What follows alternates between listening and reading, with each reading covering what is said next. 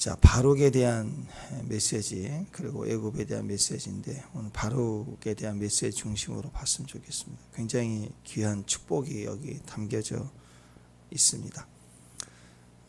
그의 제자, 예레미야의 제자이자 또 비서였던 이 바룩 이야기입니다. 하나님께서는 온 땅과 나라를 또 주관하고 계시잖아요.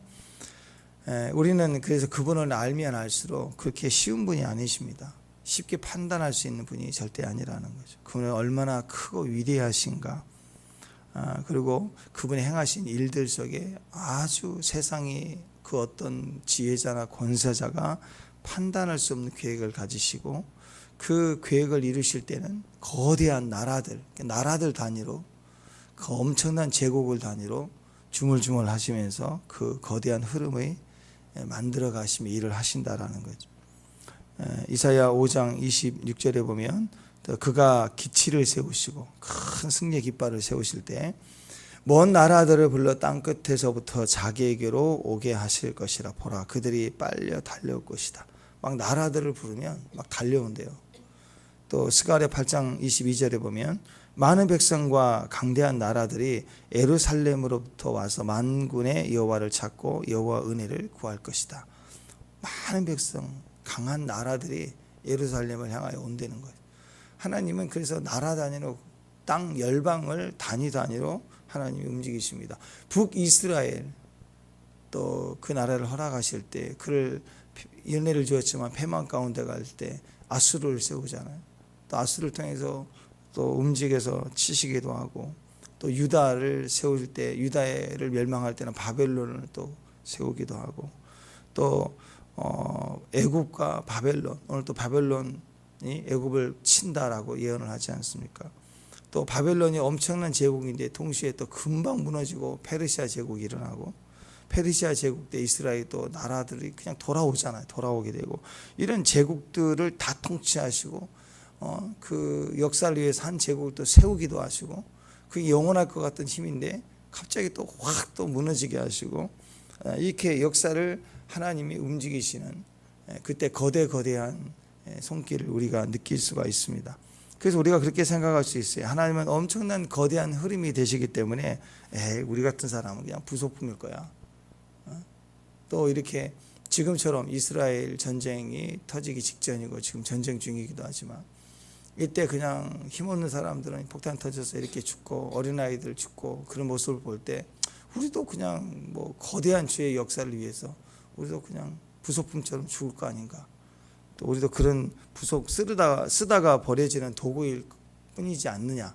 예, 물론 우리는 그런 시각이 좀 필요하기도 해요. 때로는 내가 뭐 특별하다, 그래서 특권을 가질 필요가 없으면 우리는 그냥 먼지보다 못하는 그냥 피조물 존재라는 거, 아무리 위대해도 생명 앞에서는 다 누구나 똑같다. 겸손할 필요가 있습니다. 그러나 하나님 편에서는 아니라는 거예요. 하나님 편에서 똑같아요. 자식들이 얘기할 때는 뭐 손가락이 10손가락 깨물어서 또 다 아프냐 부모가 얘기할 때 자식들은 그러잖아요. 손가락의 크기가 틀리다고, 새끼는 더 아프다고, 엄지는 덜 아프다고, 편애하지 말라고 막 이러지만 사실 부모 입장에서 다 아파요. 손가락 다 아파요. 못으로 밖에 아프나요? 핀으로 찔려도 아픈데 다 똑같아요. 다 아프다고요. 다 한다고요. 우리를 다. 하나님은 위대하시지만 그 위대하심을 어디다 쓰시느냐, 제한적으로 우리 한 사람 영혼 생명을 위한 집중이 있으세요. 아시는 거예요, 친히. 그래서 오늘 이 이름부터가 좀 은혜스럽잖아요. 바룩이잖아요. 바룩. 한국말로 보면 바룩보다는 제 이미지는 항상 벼룩이 생각나요. 벼룩. 바룩아 그러면 이 벼룩아, 바룩은 좀 기분 나쁘겠지만 느낌이 그래요. 이 벼룩 같은 놈아, 별로 귀하지 않는 것처럼 느껴지는 하찮은 벼룩아. 그래도 그 벼룩을 위해서라도 하나님이 생명을 바치고 하나님의 아들이 이 땅에 오시고 할 만큼 그렇게 우리가 귀한 존재이다. 하나님 위해서 귀한 존재다. 사랑받는 존재다. 존귀한 자다. 이렇게 대접하시는 하나님이시라는 걸 알아야 된다는 것. 자, 바룩에게만 집중해서 45장을 썼어요. 바룩에게만. 이 짧지만 이 내용이 전부의 사랑을 줍니다. 여러분 바룩은 원래 대단한 금수저예요. 집안이 뭐 그냥 금과 다이아몬드예요. 16대 왕이죠. 이스라엘 멸망의 유다의 멸망의 마지막 아버지 요시야 18대 종교 개혁을 했던 엄청난 왕이잖아요. 그 아들이 다 망가먹었지만 16대 왕 요시야 때 역대하 34장 8절에 보면 요시야가 왕위에 있은 지 18째 해에 그러니까 요시야 왕 18년 때에 그 땅과 성전을 정결케 하기를 마치고 성전 정화를 했다는 거예요. 그러니까 요시야 왕이 18년째 되는 날 이 모든 산당, 아세라, 목상 다 찍어버리고 아로새긴 우상, 부어 만든 우상들을 다 제거하고 바알의 제단을 헐고 막 불살라버렸어요. 그래서 예루살렘을 거룩함으로 정결케 했다는 거예요. 종교 계획을 단행을 했어요. 그리고 마치고 그의 하나님 여호와의 전을 수리하려 하여 그러니까 전체 이 우상 단지를 다 불태운 다음에 이제 성전을 수리를 해요. 깨끗하게 거룩하게. 그때 그 사람을 보내는데 아셀라의 아들 사반을 보냈고 두 번째로 시장 마아세야 이렇게 나와요. 시장 마아세야를 보냈어요. 시장. 이 마아세가 누구냐? 이 사람이 바로 바룩의 할아버지. 그러니까 바룩의 할아버지가 시장입니다. 시장. 요즘식으로 얘기하면 예루살렘이 이스라엘의 수도잖아요. 이스라엘의 수도인 예루살렘의 시장이에요. 시장. 우리 같으면 서울시장이죠. 근데 여러분 요즘 시대에는 뭐 대통령도 막 웃기고 그러니까 사람들 가볍게 여기지만 그래도 얼마 전까지만 해도 뭐 시장 도지사 뭐 이것만 해도 뽀대 났잖아요. 경기도지사보다는 시장이 더 급이 높았잖아요. 그리고 뽀대가 나고 힘도 썼고 예수님이 이 땅에 오실 때 아기 예수로 태어날 때 우리 한반도는 삼국시대입니다. 고구려 백제 신라 한참 멀었죠. 근데 그 이전에 이 유다 요시야 왕 때, 이 요시야 왕 때 이 시장 마아세야 이 바룩의 할아버지가 있을 그 당시는 이 한반도는 고조선입니다. 고조선 까마득해요. 그러니까 얼마나 그때 시장이면 권세가 셌겠어요. 우리 조선 시대만 해도 사또만 해도 힘 엄청 쓰잖아요. 막 비리도 많고 막 억울하고 막 사또만 돼도. 그러니까 이 조선시대라고만 해도 서울시장, 한양시장 그 정도 되면 뭐 대단한 권세 아닌가. 바룩이 그런 집안이었다. 그 당시에 우리 고조선 당시에 예루살렘 성의 시장이었다. 대단한 거예요. 그 다음에 그 형제가 있어요. 형제가 에레미 우리 지금 45장인데 51장에 가면 51장 59절을 보면 유다의 시드기야 왕 제4년에 마지막 왕 시드기야 왕 있죠. 시드기야 왕 4년에 마세야의 손자 네리야의 아들 스라야 이렇게 스라야가 왕과 함께 바벨론으로 갈 때 이렇게 얘기 나오거든요. 여기 보면 스라야라는 사람이 나오는데 이 스라야가 누구냐면 이 바룩의 동생입니다. 동생. 근데 이 스라야가 누구냐면 시종장, 옛날 성경에 시종장이라고 이번 성경에는 병창감 뭐 이렇게 나왔는데 일종의 총사령관입니다. 그러니까 유다 왕 이 시드기야가 바벨론 왕에게 화친을 청하기 위해서 바벨론으로 친히 가요. 그럴 때 같이 간 사람이 스라야입니다. 동생이 바룩의 동생이에요. 근데 그가 누구냐면 요즘 같으면 대통령 비서실장, 뭐 총사령관, 군대의 군수행위, 그 당시에는 군대가 제일 쌌잖아요. 군수행위, 그 다음에 군사로 움직이는 군사 행동을 할 수 있는 총괄 병참 감실의 우두머리가 바로 이 동생이었다는 거예요. 그리고 시드기야 왕 때 시드기야가 국가의 중요한 일을 할 때 그리고 국가적인 일을 왕이 직접 움직여야 되는 외교 때문에 가야 되는 상황에 그를 함께 동행할 정도면 어떤 사람이겠어요? 모든 것을 믿고 총괄하고 뭐 그것을 허락했던 그런 총사령 같은 그런 사람 아니에요. 그 사람의 동생입니다. 스라야. 집안이 좋아요. 할아버지 때는 황금 수저인데 바룩 당대에서는 그 형제들이 다이아 수저 집안이에요. 뼈대 있는 집안이고 이런 집안은 보통 가만히 있어도 그냥 잘 나가요. 아무리 바보 같아도 그 집안에 그 아이들 중에 좀 바보 같은 아이가 있어도 그냥 보통 우리가 이런 집안은 묻혀간다고 그러잖아요. 그냥 묻혀가요. 용돈 주면 빌딩 하나 주는 거고 막 이렇게 간다고. 근데 예레미야는 어떤 사람인가? 예레미야는 하나님의 선지자잖아요. 그렇죠? 하나님 선지자는 하나님 말씀 외에는 없어요. 그냥 하나님 말씀을 때문에 사는 거고 하나님 말씀을 증거하는 게 삶이고 끝까지 그걸 해야 돼요. 그런데 참 재밌습니다. 예레미야는 평생 하나님 말씀을 증거했는데 40년 목회를 했는데 하나님 말씀에 진짜 하나님 말씀이거든요. 하나님 말씀. 인간적인 걸 섞지 않는 사람. 우리가 예레미야 묵상에서 알잖아요. 어떤 사람인지. 하나님 말씀만을 말하는 참 진짜 성경책, 움직이는 성경책이라고. 근데 아무도 안 들어요. 아무도 안 듣고 따르는 사람도 없어요. 다 듣기 싫어하고 미워하고 힘이 좀 있으면 때리거나 가둬버리거나 구덩이 집어넣어버리거나 죽어라 다 싫어해요.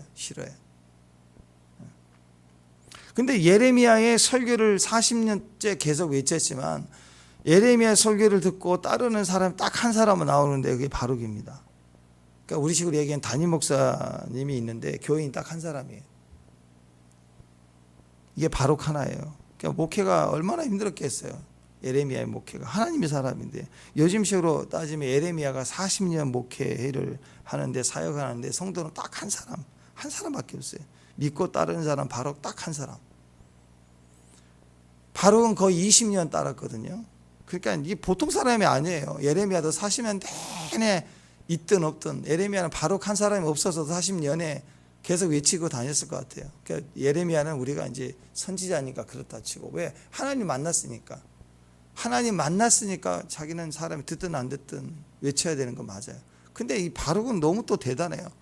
왔더니 아무도 없는데 자기가 혼자 1번이 돼가지고 그냥 듣다가 아우 힘들어 그런 게 아니라 20년을 또 들어요. 혼자 20년을 들어요. 20년을 따라해요. 바룩이 대단하지 않습니까?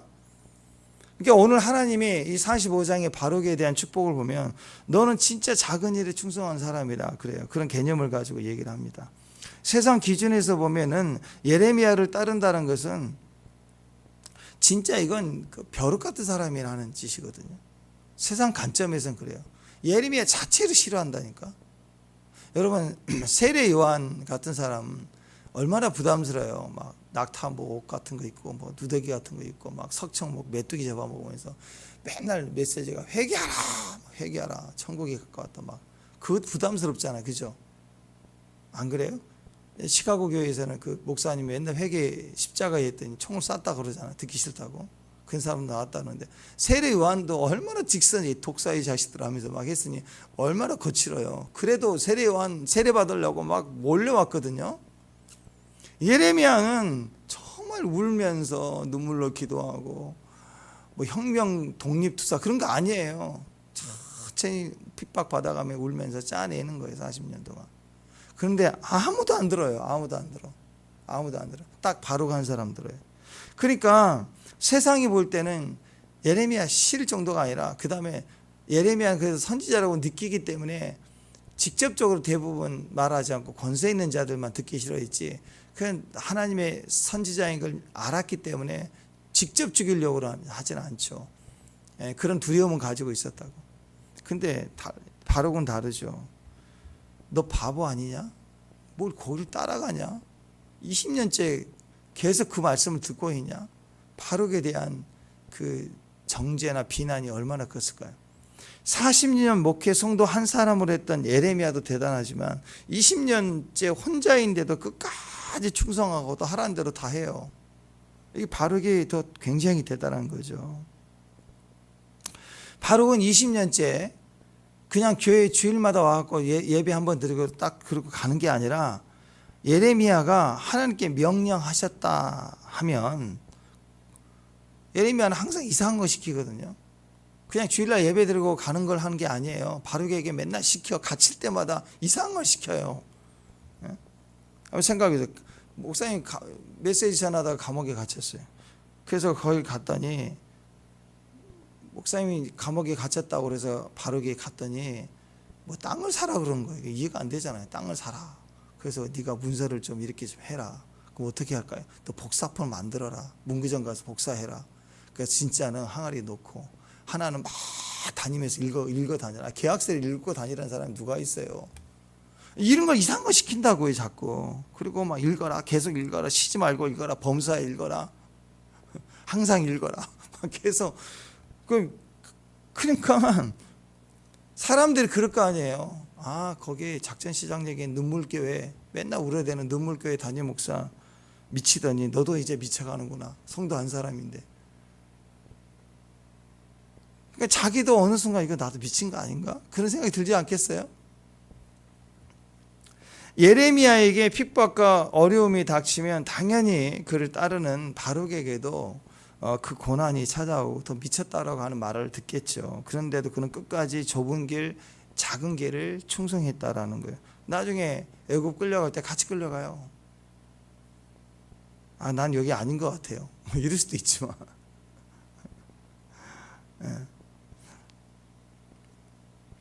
자, 그러니까 하나님께서 특별히 바룩에게 위로해 주시잖아요. 3절에 보니까 3절 한번 읽어봅시다. 3절. 자, 시작. 내가 일찍이 말하기를 나는 나의 탄식으로 피곤하여 평안을 찾지 못하였다. 그러니까 바룩도 힘든 거예요. 힘들었다는 거예요. 힘들지 않지 않은 게 대단히 힘들었어요. 슬픈 탄식, 피곤 가득 찼다는 거예요. 그리고 스스로도 원망 불평했다는 거예요. 왜? 인간이니까. 그리고 상대적으로 원래 그런 고아 같은 나를 예레미야가 거둬줬고 아버지 같고 이렇게 된 게 아니고 바룩은 가만히 있어도 묻혀가도 되는 거고 동생이 지금 당시 최고 실세라고. 집안이 빵빵해요. 보통 사람이 아니라 바룩이 그 집안에 조금 머리 아픈 사람 있잖아요. 그런 사람이 아니라 바룩이 보통 사람 아니거든. 이따 보세요. 바룩이 보통 사람이 아니에요. 엄청난 똑똑이라고. 근데 내가 뭐 하고 있지? 이 젊은 날에 이럴 수 있지 않겠어? 이걸 20년째 하고 있는 거야. 근데 아무도 없어. 바룩이 엄청난 사람인 거예요. 그때 주님이 오셔서 제일 먼저 이 바룩에게 하시는 음성이 뭐냐? 나도 알아. 네 아프고 네 어렵고 힘든 거 네 마음, 내 마음이야 그게. 하고 제일 먼저 하나님이 위로해 주신 거예요. 내가 너 안다. 너 많이 피곤하고 힘들지. 고통과 슬픔이 있잖아. 탄식과 피곤이고 너 평안없지. 내가 다 알아. 다 알아. 하고 지금 먼저 주님이 그를 위로해 주고 있습니다. 그리고 나서 하시는 말씀이 너 충성되게 주님 나를 따른 거야. 예레미야를 따른 거야. 나를 따른 거야. 그 얘기예요. 아프고 내가 고통스럽고 오해받고 힘들지만 나를 따른 거 내가 알아. 그 얘기예요. 그래서 위로해 주는 거라고. 그러면서 바룩에게 주시는 축복의 메시지. 바룩의 축복이 여기 나와요. 바룩의 축복. 4절 5절 읽습니다. 4절 5절 시작.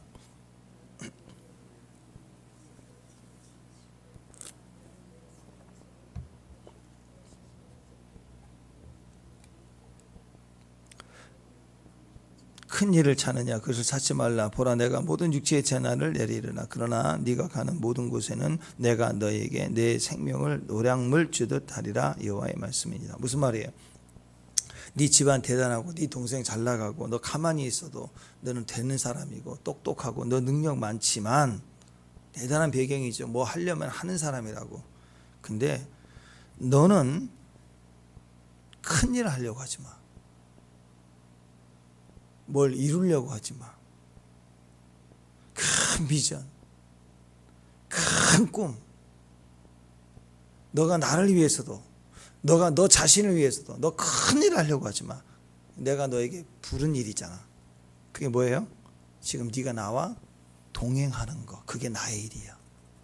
너 그거 하라고 붙여준 거예요. 그러니까 지금 이 바룩을 하나님 쓰실 때 세계 민족 복음화 본부장 정도 세웠으면 큰일 해야죠. 교단 쫓아다니며 뭐 여기저기 사회 운동하고 매스컴도 인터뷰도 하고 또 후원도 모집하고 재단도 설립하고 막 엄청나게. 왜 이름이 벌써 다르잖아요. 세계 복음화잖아요. 그 엄청나게 뛰어야 된다고. 기도원 하나 세우고 그런 거 아니라고요 지금. 근데 그런 거 하지 말래요. 마지막 때 여러분 국제 무슨 세계 무슨 뭐 그런 거 하나님 별로 안 좋아하시거든요, 여러분. 막 비전 큰 거 있잖아요, 막. 이 시대에 참 아이러니해요. 여러분 기도의 집이 뭐예요? 24시간 하나님 앞에 24시간이 아니죠. 항상 기도하는 곳인데 요즘 기도의 집 하는데 스케일이 너무 커요. 그건 아이러니한 거예요. 아이러니. 마치 뭐가 같냐면 화나면 분노하면 하나님 싫어. 분을 내면 하나님 뜻을 이루지 못합니다. 분내지 마세요. 화내지 마세요. 그 얘기를 막 화를 내면서 하는 거예요. 화내지 마세요. 막 이런 거 똑같은 거. 웃기잖아요. 화내면 하나님의 뜻이 안 됩니다. 하나님 우리가 온유해야 됩니다. 이 설교를 하는데 화내지 말라고. 화내지 말라고. 무슨 화를 내. 웃기지 않습니까? 그런 거예요. 기도의 집은 친밀함이 키거든요. 친밀함과 임재. 거기에 집중해야 되는데 막 국제, 뭐 세계, 막 임파테이션 해갖고 막 구석구석에 막 센터를 짓고 그건 기도의 집 기본 정신이 아닌 거예요. 어떤 분은 마지막 때 신분동 하는데 그분의 설교를 들어보니까 온통 분노와 저주와 막 이로 가득 차 있더라고. 신분은 그런 거 아니에요. 과부의 영성도 뜨겁지만 과부보다 울고 짜내고 막 그렇게 억울하고 그래도 참고 하는 그 과부를 뛰어넘는 영성이 신부 영성이거든요. 친밀해야 돼. 결혼식 앞두고 있는데 신부가 막 화내고 막 이거 저거 막 판단하고 막 자르고 죽이고 전투한다고 막 그렇게 안 나가잖아요. 신부는 신랑만 보는 거라. 에스더가 했던 게 그런 거 아니에요. 그러니까 우리가 주님의 본질을 놓칠 수가 있어요. 바룩에게 얘기하는 건 그거예요. 에레미야도 그렇게 불렀고요. 에레미야에게 무슨 조직을 하고 여러분 생각해봐요. 40년 동안 위대하게 하나님이 쓰신다면 그 사람을 하나님이 보통 어떻게 쓰셔야 돼요? 우리 생각에는 에레미야 출발 때부터 막 구름대처럼 막 사람이 몰려줘서 에레미야 재단을 만들고 막 이름을 에레미야 뭐 미니스트리 해가지고 막 조직을 세우고 막 유튜브를 찍어야 되고 막 이렇게 해야 되잖아요. 그렇게 해야 좀 하나님이 시대의 채널이잖아요. 에레미야가. 그럼 그렇게 쓰여야 되잖아요. 사람들은 막 그렇게 영향력을 받아야 되고. 근데 에레미야를 그렇게 부르지 않았어요. 그리고 그 제자 유일한 성도 한 사람 바룩이 와서는 집안 빵빵 인물 실력 대단하니까 뭐 이렇게 막 뭐가 돼야 되는 거 아니야? 이제 그 20년 40년 목회 20년째 폭발해야 되는 거 아니에요? 그건 다 우리 생각이에요. 지금 바룩이 그 얘기하는 거예요. 바룩이 이렇게 억울하고 속상하고 대단한 사람이거든요. 그렇게 참고 있는지가 고난 중에 있을 때 흔들리지 말라고 하나님이 잡아주는 말이 뭐냐? 내가 너 다 안다고. 네가 나를 위해서 동행하는 거라고. 그리고 큰일 하지 말라고. 그건 네 비전이 아니라고. 그 말은 뭐예요?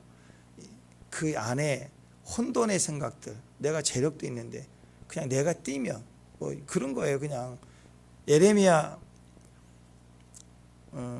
목사님 성도 한 사람 바룩이 와서 보니까 예레미야는 그 길을 가는데 뭔가 돕고 싶은 거예요. 근데 바룩은 재력이 있어요. 힘이 있어요. 집안 빵빵해요.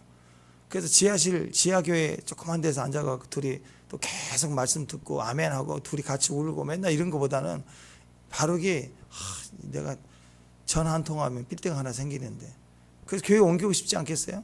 힘써가지고 여러분이 바룩이라면 그렇잖아요. 그런 마음이 있죠. 그죠? 요건 힘만 쓰면 야 동생아 그러면 알았어 그러면 기도원도 하나 줄 수 있고 땅 부지 하나 줄 수도 있고 집안이 원래 대단하니까 자기 상속 분량만 해도 그거 써갖고 사역을 좀 활발하게 할 수도 있고 메시지가 좋으니까 전해주고 싶은 그런 마음이 있지 않겠어요? 근데 예레미야는 그걸 전혀 원하지 않아. 자기도 이런 소리 듣기 싫고 인간적으로 조금 마음이 어려울 수도 있는 거예요. 낙심하고. 근데 하나님을 보고 스승인 예레미야를 볼 때 그게 아니란 걸 아니까 또 억울함을 당해야 되고 자기도 그런 마음이 있는 거예요. 그럴 때 주님이 오셔서 너의 부르심은 내가 너를 향한 동행의 길은 그냥 나를 보고 따라가는 거야. 큰일 하려고 하지 마. 이게 바룩에는 엄청난 큰 축복이 되는 거예요. 왜냐하면 정리가 되잖아요. 정리가 돼. 나다운 게 뭔지를 확인해 주는 거예요. 그래서 바룩에게 그 일을 가장 작은 일 같지만 십자가 지는 것처럼 외로운 길 같아 보이지만 그게 나의 길이라는 것을 소명을 주는 거예요. 그러니까 바룩이 기뻐하는 거예요. 그 안에서 자유케 되는 거예요. 그러면서 그렇게 좁은 길을 갈 때 너에게 주시는 축복이 뭐냐? 5절 후반부에 보니까 네가 이 세상은 온통 재난을 다 당한대. 세상은 이제 다 죽는데 다. 근데 네가 가는 모든 곳에서 내가 너에게 네 생명을 노량물 주듯 하리라 라고 얘기를 해요. 노량물이 뭐예요? 전쟁에서 이기는 승자가 탈취물이야. 자기 상급이거든요. 전쟁에서 이기면 그 돈을 갖다가 주는 게 아니고 전리품을 취할 수 있는 권한을 준다고. 그래서 대적의 성을 무너뜨리면 굵직굵직한 뭐 왕에 대한 뭐 이런 거, 그 성주에 관한 굵직굵직한 것들은 다 국가에서 그 대장군이 다 취해서 이제 왕에게 바치고 가지만, 대부분 기본적인 노량물들은 야 니들 다 가져 그러거든요. 그거 막 쑥대박하면서 탈취해. 다 이겼으니까 다 가져오라. 내 거야 저거 내 거야 하면서 다 가져간다고. 그러니까 전쟁에서 승리한 자가 마음껏 누리는 탈취물처럼 내가 네 생명을 탈취물처럼 네가 마음껏 가질 수 있도록, 그리고 마음껏 내가 그 탈취물처럼 너에게 허락해 줄 거다라고 주님이 얘기를 하시는 거예요. 이게 축복인 거예요. 그러니까 큰일 그러지 마. 그냥 예레미야만 쭉 따라가. 여호수아가 똑같죠. 따랐어요. 그랬더니 연소하고 불안하다고. 여호수아의 1장에 보면 여호수아가 연소함으로 불안했다고. 난 나이가 어린데 내가 어떻게 이 백성을 끌고, 또 하늘과 같은 모세는 이제 종결이고 자기가 바톤을 이어받아 가야 되는데 불안했다고. 그러니까는 말씀을 묵상하라 그러잖아. 말씀이 네와 함께 있다. 말씀이 네 길을 열어갈 것이다. 형통하리라 하면서 말씀을 묵상하라 계속 하잖아요. 이거 똑같은 전환. 그때부터 여호수아 시대가 시작이 된 것처럼 하나님께서 바룩에게 나타나서 그 길과 작은 길, 큰 일, 위대한 일, 세계 민족 복음화 그런 거 하지 말고 딱 그냥 너의 영성, 가장 뛰어난 너의 영성은 믿고 따르는 거예요. 그때 주시는 하나님의 약속은 어마어마합니다. 바룩이요, 이게 바룩의 영성이고 바룩의 위대함이고 이것이 바룩의 축복인데요. 우리가 바룩 그러면 그 생각나는, 바룩 그러면 딱 생각나는 그 영성이, 가장 그 사람의 가장 뛰어난 영성이 뭐냐? 그냥 뭐 하려고 하는 게 없어요. 바룩은 엄청난 일을 했거든요. 이후에 특히 애국 가서 무슨 일을 자기가 계획한 적이 없어요. 무슨 일을 하려고 하지도 않아요. 예레미야가 시키는 것만 하고, 그리고 나중에는 하나님이 그에게 이제 바톤을 이어서 하라고 하신 일들을 할 뿐인데, 하나님이 이끄시는 대로 그냥 간다. 그게 영성이에요. 하나님이 이끄시는 대로 간다. 하라고 하는 것만 한다. 두루마리 낭독하라. 그만 하는 거고, 애굽으로 가면 끌려가요. 그냥 끌려가. 말씀 증거하면 그냥 증거하는 거고, 기다려. 그러면 기다리는 거고. 그 명견 있잖아요. 명견. 걔도 그냥 이렇게 얍사게 걔는 그냥 왕왕왕 짖고 하지 마 그래도 왕왕 그러고 하지 마 그러면 주인도 확 몰라 그러고 막 이러는데, 명견이 있어요. 명견 이렇게 등치 큰 거 이런 것들은 가만히 있어. 그러니까 실험을 하는데 막 스테이크 구워가지고 스테이크 구워가지고 그냥 갖다 줘도 안 먹어요. 절대 안 먹더만. 먹어 그러면 딱 먹고. 아 대단해. 훈련이 보통 문제예요. 우리는 안 볼 때 살짝 냄새라도 맡고 입맛도 보고 막 갈등을 하잖아요. 갈등을. 근데 명견은 그렇더만. 훈련됐으니까 충성. 바르게 그랬다는 거예요. 이끄시는 대로 하라고 하는 일만 했다는 거예요. 근데 이게 성경은 아닌데요. 성경에는 바르게 이야기가 안 나와 있습니다. 근데 성경 말고 외경이 있죠. 위경, 외경 이런 거. 그러니까 성경이 66권이잖아요. 그렇죠? 성경 66권이죠. 그럼 성경에 있는 모든 글자를, 성경 글자 몇 글자예요? 2글자예요. 성경. 제 곁길로 갔는데요. 자, 성경이 66권인데 정확히 웃지도 않네. 66권인데 그 당시에는요, 정경으로 66권을 이제 성경으로 하기 전에 그 당시에 많은 게 있어서 책이 많았다고.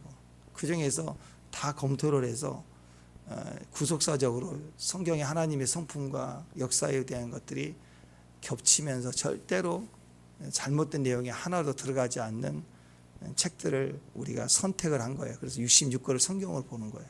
나머지 책이 있었다고 계속. 에녹 유명하잖아요. 에녹서 뭐 이런 것처럼. 그렇게 그 당시에 많은 외경 중에 그 내용들을 보면 어떤 내용들은 참 대단한데 어떤 내용은 좀 이상해. 신비적인 게 있고 막 그래요. 예수님이 어렸을 때 당시 나온 이야기도 있고 막 그래요. 근데 좀 이상해. 그러니까 그래서 성경이 안 된 거예요. 어떤 것은 대단히 성경 말씀과 똑같은 게 있는 방면에 어떤 건 이상한 내용들이 있다고요. 그래서 이런 걸 성경으로 치지 않는 거예요. 근데 거기 외경 중에 뭐가 많냐면 바룩서, 바룩 1서, 바룩 2서, 바룩 3서, 막 6서 이렇게 나온다고. 바룩서가 되게 많아요. 거기에 바룩 묵시록도 있고. 이 사람이 보통 사람이 아닌 거예요. 대단히 많은 이런 책들이 많이 있는 거예요. 지가 썼던지 아니면 누가 그 사람 이름을 책을 몰래 써서 돌렸던지 간에 일단 바룩이 썼던 책이 대단히 많습니다. 그 말은 뭐예요? 정경이 아니지만 이런 위경 외경에 대한 책들이 굉장히 많다. 애굽에 있는 동안에 이런 책들이 많이 쓰여지고 알려졌는데 한번 생각해 보세요. 가짜가 많다는 건 뭐가 있어요? 그가 진짜였다는 거예요. 자, 구찌 그 짝퉁 있죠? 구자 뭐 이런 것처럼 그럼 J로 막 바꾸기도 하고 C로 바꾸기도 하고 보면 아니에요. 구찌가 뭐 하나가 이렇게 모양이 하나 빠졌어. 구찌 짝퉁이 많아요. 그런데 구찌가 아니라 구루짝죽이라는 짝퉁이 있어요. 지금 만든 브랜드에 제가 구루짝죽이라고 짝퉁 없어요. 그리고 지금 구루짝죽이라는 브랜드를 지금 만들어서 지금 제품을 만든다고 하는데 누가 이걸 짝퉁 만들 생각을 안 하죠. 3,000원짜리 누가 짝퉁을 만들어요. 짝퉁 만든 사람은 3,000원짜리 진품이 3,000원인데 누가 이걸 짝퉁 만들어요. 적어도 300만 원짜리 백을 정도 만들어서 한 50만 원 팔면 되겠죠. 그러니까 짝퉁이 이렇게 많다는, 바룩서가 이렇게 많다는 것은 진짜든 가짜든 바룩이라는 존재, 그 사람이 얘기했대. 그러면 책이 팔리고 사람들이 귀를 기울였다는 거예요. 그러니까 짝퉁서가 많은 거예요. 위경이 썼는데 왜곡이 됐든 옮기는 과정에서 섞였든 어쨌든 간에 이 사람의 책들이 많다는 내용은 성경과 거의 판별을 해야 될 만큼의 그런 바룩서가 많이 있었다고 하는 것은 그가 진짜였다는 거죠. 굉장한 사람이었다는 거예요. 생각해 보세요. 여러분, 다윗은 짝퉁이 없어요. 다윗은. 우리가 누가 다윗을 건드겠어요? 다윗을 건들 사람이 없어요. 대단한 하나님의 사람 아닙니까? 근데 바룩은 짝퉁이 있었다고. 그 말은 뭐예요? 어쩌면 바룩이 다윗보다도 세상에서 일한 내용적으로 사람들이 인정한 쪽으로는 훨씬 더 많은 영향을 가지고 있었다. 그렇게 볼 수도 있는 거예요. 사람마다 쓰임새가 틀리죠. 하나님도 다윗을 너무 사랑했죠. 내 마음에 합한 자라고 그랬어요. 근데 특별히 바룩은 엄청 사랑했다는 거예요. 이렇게 바룩을 직접 들어 대놓고 한 장을 할애해서 그에게 축복을 하고 위로해 주는 그런 책이 없거든요. 이제 가짜가 많죠. 가짜가 많다는 건 진짜가 있다는 거예요. 샤넬 뭐 가짜 샤넬 나오잖아요. 다윗은 가짜가 없어요. 3,000원짜리 누가 가짜를 만들어요? 짝퉁을 안 만든다고.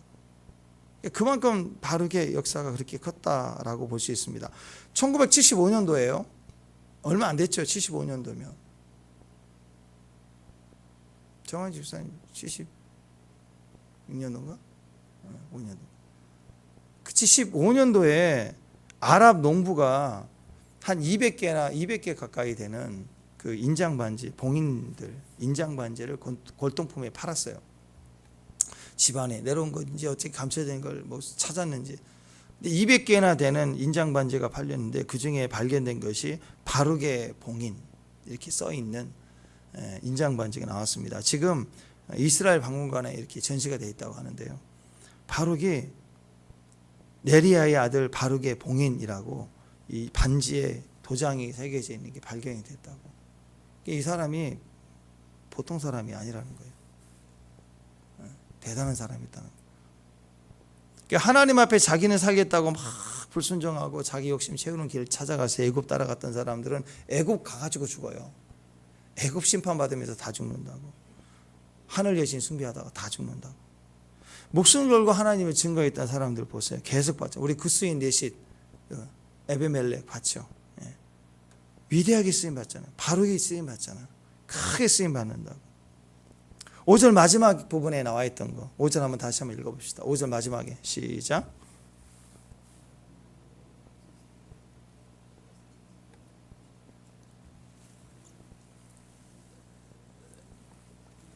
여기 보면은요, 내가 너에게 내 생명을 노량물 주듯 하리라.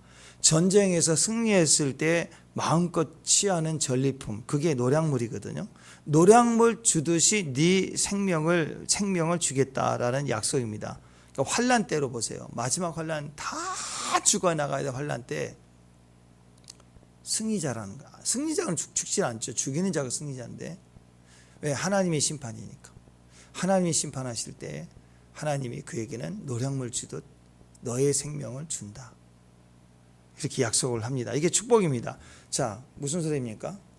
우리가 살다 보면 이럴 때가 있어요. 나 죽을 것 같아. 나 너무 죽을 것 같아. 정말 죽을 것 같아. 그때 필요한 게 뭐예요? 날씨가 더워 죽을 것 같아요? 배가 고파 죽을 것 같아요? 병이 들어서 막 통증 나서 죽을 것 같아요? 힘들죠. 그때 우리가 죽을 것 같다 얘기하잖아요. 실망했을 때, 상처받았을 때 정말 죽을 것 같아. 그런 말을 하죠. 죽겠다. 근데 그때 필요한 게 뭐예요? 죽을 것 같다 그랬으니까 생명을 주면, 우리에게 생명을 주면 우리는 다 살아난다 이거예요. 우리가 병에 걸렸어요. 그래서 막 빌빌대다 쓰러지다 팍팍 쓰러지고 토하고, 약도 뭐 항암 하시는 분들 보면 막 온몸 미치거든요. 정말 죽을 것 같아요. 그때 하나님의 생명을 노량물 주듯이 우리에게 훅 하고 부어지면 다 죽었다고 하는 사람이 벌떡 살아난다니까요.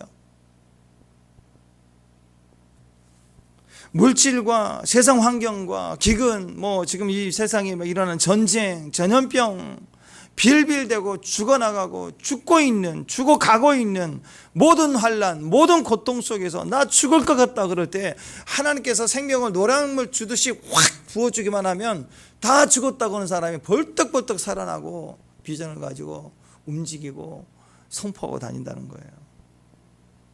에스겔 골짜기 기억나시나요? 마른 뼈다귀에 뼈들이 엉켜서 바싹 말라버린 뼈. 근데 에스겔을 통해 하나님이 생기를 대언하라, 생기야 사방에서 불어와라 그랬더니 성령이 확 부어집니다. 하나님께서 생명을 노량물 주듯이 부어주는 거예요. 그랬더니 뼈들이 막 타닥 붙어갖고 거기에 살이 생기고 피가 돌고 심줄이 생기고, 그래서 사람들이 일어서가지고 군대가 되어갖고 모이잖아요. 이게 하나님이 바룩에게 준 약속. 바룩에게는 생명을 노량물 주듯이 막 퍼주겠다. 막 퍼주겠다. 죽을 수가 없어요. 이 사람은 생명뿐만 아니라 그가 하는 모든 일에 죽을 수가 없는 거예요. 얼마나 위대한 일을 뭐 사업을 하든 뭐 글을 쓰든 간에 그냥 사람들이 야 나도 묻혀가야지, 그 사람 이름을 짝퉁을 만들어낼 만큼 가짜 책을 많이 쓸 만큼, 저는 바루스에 나와 있는 여러 가지 정경이 되지 못하는 여러 가지 이유들을 그 사람이 헷갈려가고 썼다고 생각하지 않아요. 처음에는 바룩이 하나님 앞에서 듣고 배운, 왜냐하면 에레미야가 시키는 일을 그렇게 핍박받으면서 해낸 걸 보면 이 사람은 자기 사욕을, 자기 욕심을 쓴 사람이 아니거든. 근데 워낙 이 사람 이름으로 짝퉁을 만들어내면 책들이 막 팔리고 인기를 얻으니까 여기저기 집어넣어서 이 외경이 막 계속 만들어졌다고 저는 생각을 해요. 대단한 사람이라는 거죠. 사람들이 묻혀가고 싶은 사람이에요. 왜? 생명이 그에게는 있어요. 무슨 일만 하면 생명력이 일어나요. 목숨만이 아니라 손을 대는 것마다 30배, 60배, 100배가 되는 일이 되니까 막 묻혀가는 거예요. 프랜차이즈 좀 내달라고, 막 같이 해보자고. 사람들이 올 만큼 생명력이 대단했다는 것입니다. 오늘 저와 여러분에게도 이 바룩의 축복이 임하기를 바랍니다. 손을 대고 경영하는 것마다 30배, 60배, 100배가 되고 확장되고 열매가 되는, 내가 설치되고 내가 뛰어다니는 게 아니라 하나님이 우리에게 주시는 그 걸음을 묵묵하게 순종해 가기만 하는데, 뭐 하려고 하지 않은데 일이 막 되어지는 거예요. 뭐 하려고 하지 않는데 일이 막 확대되고 영향력이 생기는 걸 말하는 것입니다. 바룩은 아멘만 하고 가만히 있었던 사람이 아닙니다. 순종했던 사람입니다. 따라갔던 사람이. 바룩의 영성을 가진 사람에게 바룩의 축복의 말씀이 임한다라는 거죠. 바룩의 축복을 누리는 하나님의 종들 되시길 바랍니다. 다시 정리합니다. 바룩이 누구예요? 예레미야를 그냥 믿고 따르는 사람이에요. 딱 바룩 한 사람이에요. 40년 목회. 바룩은 거의 20년 동안 그냥 바보처럼 따라다녔어요. 큰일 그거 하지 말래요. 그냥 예레미야 오직 예수님만 따라가는 거예요. 십자가만 따라가는 거예요. 계속 그러면 뭐 하려고 하지 않은데 일은 어마어마한 일들이 그 사람을 통해서 행해진다. 그 권세의 도장이 얼마나 강했든지 바룩의 이름으로 도장을 찍어서 결정해내는 그런 영향력을 가진 사람이 되었다는. 오늘 이 마지막 시대에 주님이 뭘 우리에게 원하실까요? 능력 많은 사람, 은사 많은 사람. 은사는요 0.001초도 안 된 사람이 부어주시면 돼요. 당나귀도 하고 그림자도 하는데 뭘 못 쓰겠어요? 유명하다고요? 아니에요. 하나님은 이 마지막 때 이 바룩과 같은 사람을 쓰시는 거예요. 그냥 주님만 묵묵히 그의 임재 안에 그분의 음성을 듣고 따라가는 사람들. 오늘 이 바룩의 축복이 있는 저와 여러분 되시길 바랍니다. 기도하겠습니다. 하나님 감사합니다. 오늘 어떤 상황에서도 그냥 믿고 그냥 따르는 사람, 큰 일, 위대한 일, 거대한 일, 세계적인 국제적인 일 그런 거 멈추고 하나님만 따라가는 사람, 그 영의 그 축복을 가진 오직 예수의 사람, 십자가의 사람 되게 하여 주옵소서. 예수님 이름으로 기도합니다.